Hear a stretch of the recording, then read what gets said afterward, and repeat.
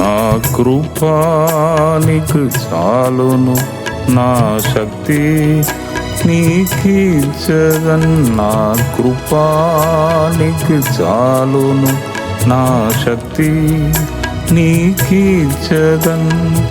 Grace grace కృపా కృపా, grace grace కృపా కృపా, గ్రేస్ గ్రేస్ కృపా కృపా, గ్రేస్ గ్రేస్ కృపా కృపా.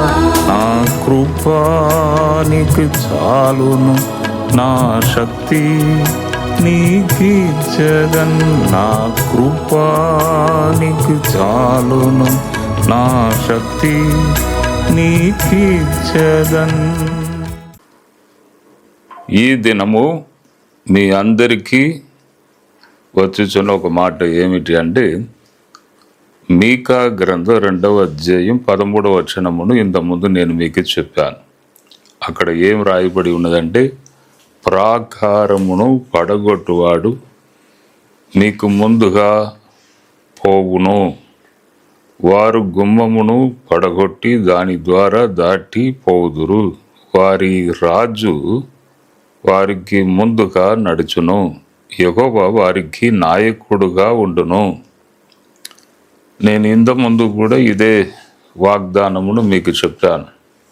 మీకా 2వ అధ్యాయం 13వ వచనం చాలా ముఖ్యమైన ఒక వచనం. ఈ లోకములో మనకు అడ్డు ఆటంకములు ఉంటవి తప్పకుండా. అంటే నాకు ఏ డిస్టర్బెన్స్ లేదు, నేను మంచిగా ఉన్నా, నాకు ఎటువంటి ప్రాబ్లం లేదని ఎవరు ఈ లోకంలో చెప్పలేరు. నేను కూడా ఒక దినం ముందు విజయవాడ వచ్చాను. ఎవరికి కూడా నేను చెప్పలేదు. అక్కడ బహిరంగ సభల కొరకు కొన్ని విషయాలు మాట్లాడాలని వచ్చాను. కొన్ని డిస్టర్బెన్సెస్ వచ్చినవి కాబట్టి దేవుని చిత్తమేనా ఇప్పుడు మనం అక్కడ మీటింగ్ పెట్టడం అను ఒక ఆలోచన కూడా వచ్చింది. తర్వాత ఇది దేవుని చిత్తమే, మీటింగ్ పెట్టాలి అనే కొన్ని సూచనలు కూడా అక్కడ దొరికినవి. కాబట్టి అడ్డు ఆటంకములు అంటే ప్రతిదానికి ఏదైనా ఒక డిస్టర్బెన్స్ అనేది రావడం సహజమే. కానీ సర్వశక్తి గల దేవుడు ఏమంటున్నాడంటే, ప్రాకారమును పడగొట్టువాడు మీకు ముందుగా పోవును. దేవుడు మనకు ముందుగా వెళుతాడు. అంటే ఈ లోకంలో చూడండి, పెద్ద పెద్ద అధికారులు, పెద్ద పెద్ద పదవిలో ఉన్నవారికి సెక్యూరిటీ అనేది ముందు వెనుక పోతూ ఉంటుంది. ఇప్పుడు ప్రధానమంత్రి అంటే ముందు వెనుక ఫుల్ సెక్యూరిటీ ఉంటుంది. అవును, కానీ దేవుడు మనకు ముందుగా వెళుతాడంట. ప్రాకారమును పడగొట్టువాడు. అవును, అది మీ రాజు మీకు ముందుగా పోవును అని చెప్పబడి ఉన్నది. అంటే చాలా సేవకులు ఈ లోకంలో ఉన్న గోడలు, అడ్డు గోడల గురించి మాట్లాడుతూ ఉంటారు. నేను కూడా చాలాసార్లు ఈ వాక్యమును నేను చెప్పి ఉన్నాను. కానీ ఆత్మీయ జీవితంలో కూడా అడ్డు ఆటంకములు, ప్రాకారము, అడ్డుగా ఉన్న ప్రాకారము ఆత్మీయ జీవితంలో కూడా చాలా ఉంటవి. కాబట్టి ఈ దినము మీ ఆత్మీయ జీవితంలో దేవునికి మీకు మధ్య ఉన్న గోడ అంటే బైబిల్ గ్రంథంలో యెషయా గ్రంథం 59:2 ఏం చెప్పబడి ఉన్నదంటే, దేవునికి మీకు మధ్య మీ పాపాలు అడ్డుగా ఉన్నవి. పాపాలంటే విధేయత చూపలేక ఉండడం, అది కూడా ఒక పాపమే. దేవునికి విధేయత చూపలేక కొందరు తన ఇష్టానుసారంగా తిరుగుతూ ఉంటారు, అది కూడా ఒక పాపమే. ఆదాము అదే చేశాడు, విధేయత లేదు, దేవునికి విధేయత చూపలేదు. కాబట్టి అడ్డు కూడా వచ్చేసింది, దేవునికి ఆయనకు మధ్య ఉన్న కనెక్షన్ పోయింది. అలాగే ఈ లోకంలో చూడండి, మన దేవుడు మనకు తన ఆత్మశక్తిని ఇచ్చుచున్నాడు. ఆత్మశక్తిని మనం పొందాలి. లాస్ట్ డేస్లో ఉన్నాం. ప్రతి ఒక్కరి మీద నా ఆత్మను కుమ్మరింతును అంత్య దినములలో అంటే ఇది లాస్ట్ డేస్. దేవుడు తన శక్తిని కుమ్మరించుచున్న ఒక టైం. కాబట్టి అందరూ దేవుని శక్తిని పొందాలి. దానికి ఏం కావాలి? పరిశుద్ధాత్మను పొందకుండా దేవునికి మనకు మధ్య ఉన్న అడ్డుగోడ ఏంటిది అంటే దాహము లేకుండా అడగడం, ఏదో ఫార్మాలిటీ కొరకు అడగడం. ఒక వ్యక్తి దాహముతో అడిగితే తప్పకుండా దేవుడు ఇస్తాడంట. దాహముతో అడిగితే. దాహం, యేసు ప్రభువు ఈ లోకంలో ఉన్నప్పుడు ఏం చెప్పాడు? దప్పిగల వారు రావలేను, నేను దప్పిను తీర్చెదను, దప్పిగలవారు రావలేను. అంటే దాహము లేకపోతే దేవునికి మనకు మధ్య ఒక అడ్డు కూడా వచ్చేస్తుంది. పరిశుద్ధాత్మను పొందకుండా మనం పొందకుండా చేస్తుంది. కాబట్టి దాహం అనేది చాలా ముఖ్యమండి. దాహము ఎలా దేవునికి నేను దాహముతో ఉన్నానని ఎలా దానిని కనపరచాలంటే ఎక్కిపోవాలి. అంటే ఎక్కిపోవాలంటే పరిశుద్ధాత్మను పొందిన 120 మంది వారిని చూడండి, పై గదికి ఎక్కి వెళ్ళారు. ఎక్కి వెళ్ళడం ఆత్మీయ జీవితంలో అది దాహమును దేవునికి చూపించుచున్నది.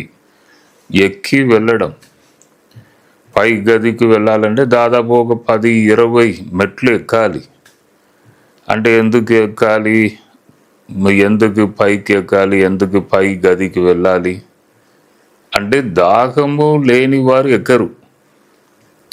ఇప్పుడు చూడండి, సీనాయి పర్వతం పెద్ద పర్వతం. అప్పుడప్పుడు మోషే ఎక్కి సీనాయి పర్వతం మీద దేవుని సన్నిధిలో సమయం గడిపాడంట. మళ్ళీ తిరిగి వచ్చి జనానికి దేవుడు చెప్పిన విషయాలను చెప్పడం, మళ్ళీ సీనాయి పర్వతం మీద ఎక్కడం, మళ్ళీ రావడం, మళ్ళీ 40 days అక్కడనే రాత్రి పగలు అక్కడే ఉండడం.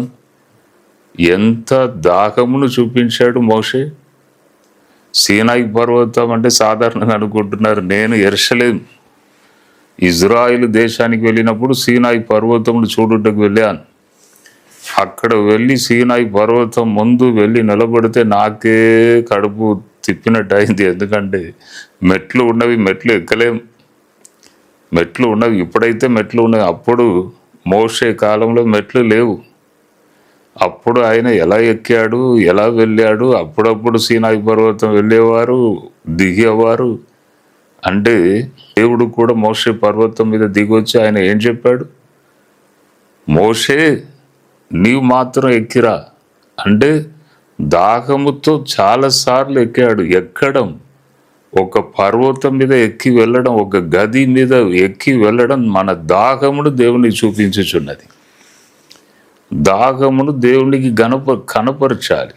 చాలామంది ఏమంటారంటే దాహమును ఎలా కనబరుస్తారంటే చాలా దూరం నుండి మీటింగ్ వస్తారు. ఒక దినం ముందే వచ్చేసాను బ్రదర్, ఈ కాంపౌండ్లో ఈ గ్రౌండ్లోనే ఉన్నాను బ్రదర్,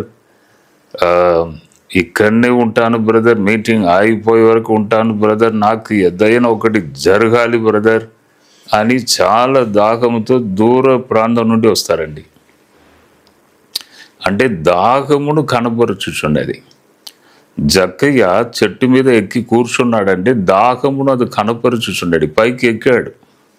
నేనేం చెప్పాను? పైకి ఎక్కి దేవునితో సహవాసం, దేవునితో ఒక సంబంధం, అది దాహమును మనకు చూపించుచున్నది. జక్కయ్య దాహమును చూపించాడు, చెట్టు మీద ఎక్కాడు. అందుకే ప్రభు ఏం చెప్పాడంటే నీ ఇంటికి నేను వస్తాను అంటే చాలామంది సనుగుచున్నారు. మేము ఎప్పటి నుంచో దేవుని మీద భక్తి భయం కలిగి ఉంటున్నాం, మా ఇంటికి రాలేదు. యేసు ప్రభు ఆయన ఇంటికి వెళ్ళాడు, ఆయన దొంగ అంటే చాలా మందికి మోసం చేశాడు, ఆయన ఇంటికి వెళ్ళాలనా, మా ఇంటికి రావద్దా? అంటే దాహం చూడండి, గొప్ప కార్యమును చేయుచుండేది దాహం. కాబట్టి ఈ దినము మీరు కూడా దాహముతో ఈ వాక్యమును మీరు వింటున్నారా? దేవుని శక్తి మిమ్మల్ని తాకుచున్నది. అంటే దాహముతో మీరు ఉన్నప్పుడు తప్పకుండా మీరు ఏదో సంథింగ్ మీ జీవితంలో మీరు పొందగలరు అనే విషయమును మీరు ఎప్పుడు కూడా మర్చిపోవద్దు. దాహం చాలా ఇంపార్టెంట్. దాహమును కనపరచాలి. కాబట్టి చూడండి, యేసు ప్రభు ఈ లోకంలో ఉన్నప్పుడు దాహమును కనపరిచారు. తరువాత యేసు సజీవుడిగా లేచి పరలోకం వెళ్ళిన తర్వాత పై గదిలో వెళ్ళి ఎక్కి అక్కడ 120 మంది కూర్చొని ఉండి పరిశుద్ధాత్మ దేవుడు దిగి వచ్చాడు. ఒక్కొక్కరు ఒక్కొక్క భాషలో మాట్లాడారు. ఎవరైనా వేరే భాషను మాట్లాడగలరా? కానీ దేవుని శక్తి దిగి వచ్చినప్పుడు తప్పకుండా వారు తెలియని ఒక భాషను మాట్లాడుతున్నారు. ఎందుకంటే లోకమును, భాషలను పుట్టించిన, భాషలను సృష్టించిన గొప్ప దేవుడు నేను నీలోనికి వచ్చుచున్నానని చూపించుటకు దేవుడు అలా చేయుచున్నాడు. దాహంను కనపరిచారు. ఎక్కి పై గదికి వెళ్ళారు. మోషే ఎక్కి సీనాయి పర్వతం మీద ఎక్కాడు. కాబట్టి ప్రియులారా, మనము కూడా మన దాహమును దేవునికి కనపరచాలి. అంటే ఒక స్త్రీ అయితే యేసు ప్రభు వస్త్రమును పోయి ముట్టినది. అంటే ఒక దాహం, నేను ముట్టితే స్వస్థత పొందుతానని దాహంతో వచ్చినది స్వస్థతను పొందినది. దాహం చాలా ఇంపార్టెంట్ అండి. దేవునికి మనకున్న గోడను పగలగొట్టుచున్నది దాహం. దేవుని బ్లెస్సింగ్ మన యొద్దకు వచ్చినట్లు చేయుచున్నది. కాబట్టి ఈ దినము దాహముతో అడుగుతాం, దేవుడు తప్పకుండా కార్యం చేస్తాడు. మొన్న ఖమ్మంలో ఒక బహిరంగ సభ జరిగితే లాస్ట్ డే వాక్యం చెప్పుటకు వెళ్ళాను. ఒక తల్లిని దేవుని శక్తి ద్వారా ప్రార్థనలో ఉన్నప్పుడు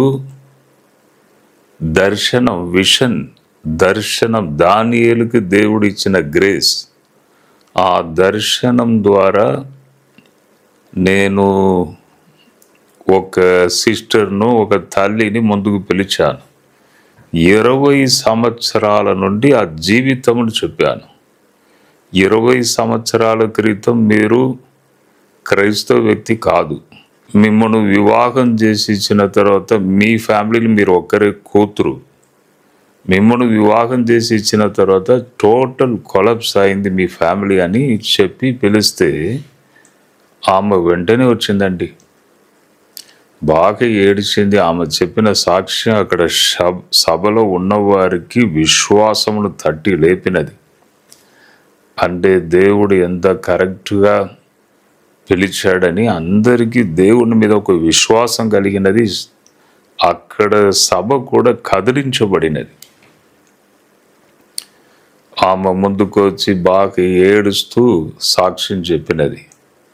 నేనే ఒకటే కూతురు, వివాహం చేసి ఇచ్చిన తర్వాత నా భర్త దూరం అయ్యారు. నా 2 కొడుకులు వారు చనిపోయారు, వారికి చిన్న చిన్న పిల్లలు అని బాగా ఏడిస్తే అందరూ బాగా సైలెంట్ అయిపోయింది. మొత్తం గ్రౌండ్ అంతా నిశ్శబ్దం.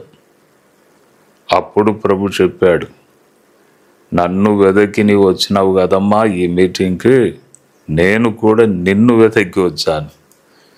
కాబట్టి నా దృష్టి నీ మీద ఉంది.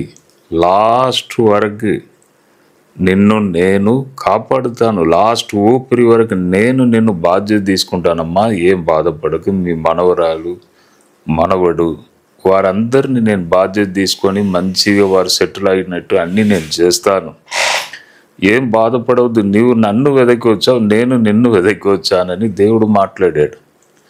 అంటే ఆశతో, దాహముతో ఫస్ట్ డే ఎవరో బయట వారు తీసుకొచ్చారంట. వారు సెకండ్ డే రాలేదు. లాస్ట్ డే కూడా వారు రాలేదు. ఎవరు ఫస్ట్ డే తీసుకొచ్చారో వారు రాలేదు. ఆమె దాహముతో ఆమె బైక్ నడుపుతూ వచ్చిందంట. ఆమె అలా సాక్ష్యం చెప్పింది. కాబట్టి ప్రభు ఆ దాహమును చూశాడు, దాహమును చూసి పిలిచాడు. నన్ను వెదకి వచ్చావు కదమ్మా, నేను కూడా నిన్ను వెదకి వచ్చాను, నిన్ను బాధ్యత తీసుకుంటానని సూటిగా దేవుడు మాట్లాడాడు. అవును, కాబట్టి దాహమే దేవునికి మనకు మధ్య ఉన్న అడ్డుగోడను తీసివేయుచున్నది దాహం. కాబట్టి మీరు దాహంతో ఉన్నారా? నేను ఒకే ఒక జీవితమే, నేను ప్రభుతో నేను జీవిస్తా, కృపను పొందుతా, సాధిస్తా, గొప్ప కార్యాలను చేస్తా, దేవుడు నాకు ప్రత్యేకమైన కృపలను ఇవ్వాలి, నేను చేస్తా అనే దాహం మీలో ఉన్నదా? ఉండే దేవుడు తప్పకుండా మిమ్మును బ్లెస్ చేస్తాడు. ఈ లోకంలో బాధ్యత తీసుకొని ముందుకు తీసుకొని వెళుతాడు. దాహము దేవునికి మనకు మధ్య ఉన్న డిస్టర్బెన్సెస్ను తీసివేయుచున్నది దాహం. కాబట్టి సభలలో కూడా చూడండి, దాహంతో వచ్చేవారు తప్పకుండా దీవెన పొంది వెళుతారు. ఖాళీ చేతులతో వెళ్ళారు, సంథింగ్ ఏదో ఒకటి జరుగుతుంది. అవును, కాబట్టి ఈ దినము దాహముతో ఈ చివరి కాలంలో మనం ముందుకు వెళదాం, కృపను పొందుదాం, దేవునితో కనెక్షన్ను సంపాదించుకుందాం, ఇతరులకు ఆశీర్వాదకరముగా మనం జీవిస్తాం. ప్రార్థన చేద్దామా? మా పరలోకపు తండ్రి, నేను చెప్పిన మాటలు ప్రజలు విన్నారు. ఒకసారి వారిని మీరు ముట్టండి తండ్రి, దీవించండి, అడ్డు ఆటంకులు అన్నీ తీసివేయండి, మంచి ఆరోగ్యం దయచేయండి, శరీరంలో ఉన్న బలహీనతలను తీసివేయండి. ఇప్పుడే మీ హస్తం వారి మీదకి వచ్చును గాక. Lord touch them in the name of Jesus. Lord touch them in the name of Jesus. Hallelujah. స్తోత్రం, స్తోత్రం, స్తోత్రం. ప్రభువా, మీ హస్తం వారి మీదకి వచ్చును గాక. బ్లెస్ చేయండి తండ్రి, అడ్డు ఆటంకులు తీసివేయండి, కృపతో నింపండి, ప్రశాంతత దయచేయండి, నెమ్మది దయచేయండి, పిల్లలు ఫ్యామిలీ భద్రత దయచేయండి, నడిపించండి. యేసు పరిశుద్ధ నామంలో అడిగి వేడుకొనుచున్నాను తండ్రి. Amen, amen, amen. విజయవాడలో ఏప్రిల్ 17, 18, 19 3 దినములు, శుక్ర, శని, ఆది, ఈ 3 దినములు కూడికలు ఏర్పాటు చేస్తున్నాం. మీరందరూ కుటుంబముగా వచ్చి పాలు పొందండి, దీవెనలు పొందండి. ప్రతి రాత్రి కూడా చాలా ఇంపార్టెంట్. దేవుడు మీతో మాట్లాడుచున్న దినం కాబట్టి ధైర్యం తెచ్చుకోండి, కుటుంబముగా రండి, ప్రభు మీతో మాట్లాడుతాడు. అద్భుతాలు, సూచక క్రియలు అక్కడ జరుగుతాయి.